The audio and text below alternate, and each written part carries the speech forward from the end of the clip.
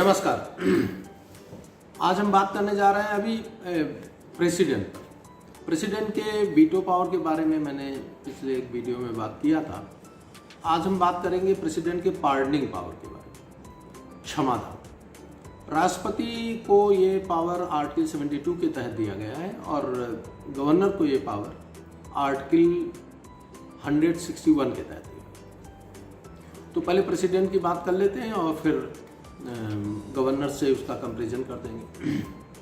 देखिए, इसमें 5 टर्म आपको याद करने होते हैं।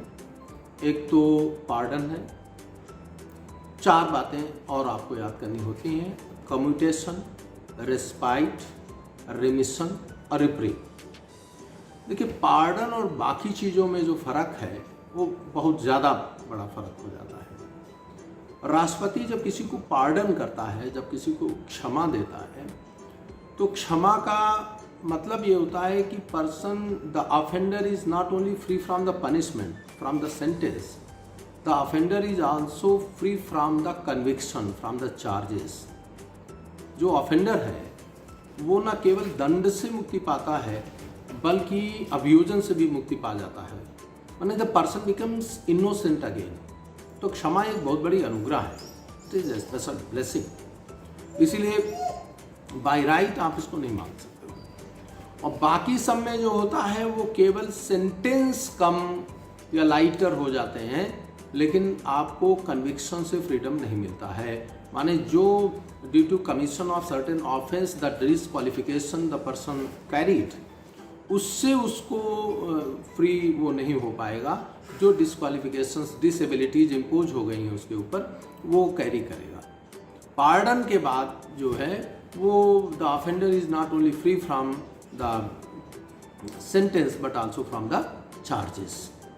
तो एक तो पार्डन जब होता है तो पार्डन किसी चीज़ का हो सकता है, डेथ सेंटेंस का या किसी और किसी भी सेंटेंस का पार्डन राष्ट्रपति कर सकता है।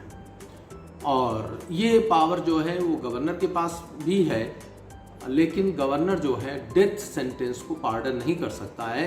बाकी वो सारी चीज़ें कर सकता है जो हम आगे करने जा रहे हैं। गवर्नर और प्रेसिडेंट के बीच में कंपैरिजन करें तो केवल डेथ सेंटेंस को गवर्नर पार्डन नहीं कर सकता है, बाकी डेथ सेंटेंस को कम्यूट कर सकता है, रेस्पाइट कर सकता है, रेमिट कर सकता है।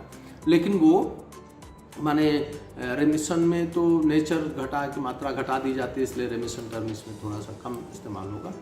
तो लेकिन पार्डन वो नहीं कर सकता है। दूसरी एक उसके बाद लिमिटेशन ये है कि वो कोर्ट मार्शल के डिसीजन पर उसका कोई मतलब कोई हस्तक्षेप नहीं है।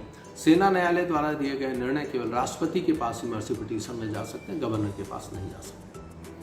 तीसरी एक बड़ी टेक्निकल बात आप ध्यान रखिएगा, लिखा हुआ है लेकिन ध्यान नहीं देते हैं बच्चे अमूमन, वो ये है कि प्रेसिडेंट और गवर्नर का जो ये पावर है, पार्डनिंग पावर जो है, वो स्टेट लॉ के ऑफेंसेस जो हैं, offender when commit the offence against the state law, तो गवर्नर का डोमेन रहता है। और जो यूनियन लॉ है उनके खिलाफ जो ऑफेंडर कोई मतलब कोई अभियुक्त अपराध करता है तो वो प्रेसिडेंट के पास आता है। डेथ सेंटेंस केवल ऐसा सेंटेंस है कि यदि स्टेट लॉ के खिलाफ ही ऑफेंडर ने कमिट किया है and due to that the person is awarded death sentence, तो उसका पार्डन केवल प्रेसिडेंट कर सकता है। अदरवाइज इनके अपने रिस्पेक्टिव डोमेन्स हैं। स्टेट लॉ के अगेंस्ट में ऑफेंसेस में गवर्नर पार्डन करता है, गवर्नर के पास ये पावर है कम्यूटेशन, रिप्रीव, रिमिशन के। और यूनियन लॉ के अगेंस्ट में जब ऑफेंसेस होते हैं तो प्रेसिडेंट के पास है। ये दोनों के बीच का डिफरेंस है। अब मैं बता देता हूँ कि कम्यूटेशन, रेस्पाइट, रिमिशन, रिप्रीव क्या होता है। देखिए, कम्यूटेशन टर्म अपने आप में सेल्फ एक्सप्लेनेटरी है। म्यूटेशन, बदल जाना। बदले में जब हल्का दंड दिया जाता है तो उसे कम्यूटेशन कहते हैं, हिंदी में उसको लघुकरण कहा जाता है। जैसे कि respectively the death sentence is commuted to rigorous imprisonment, rigorous imprisonment is converted to simple imprisonment, simple imprisonment is commuted to fine। माने मृत्युदंड को सश्रम कारावास में बदल देना, सश्रम कारावास को साधारण कारावास में बदल देना, साधारण कारावास को जो है वो फाइन जुर्माने में बदल देना, ये कम्यूटेशन कहलाएगा। इसके अलावा जो है होता है वो टर्म है रिमिशन। रिमिशन रेमिट कर देना। रेमिट कर देना माने बगैर without changing the nature the character of the sentence punishment just to lessen the amount is remission. माने नेचर को बदले, प्रकृति को बदले बगैर, दंड की प्रकृति को बदले बगैर दंड की मात्रा को कम कर देना, ये रिमिशन कहलाता है।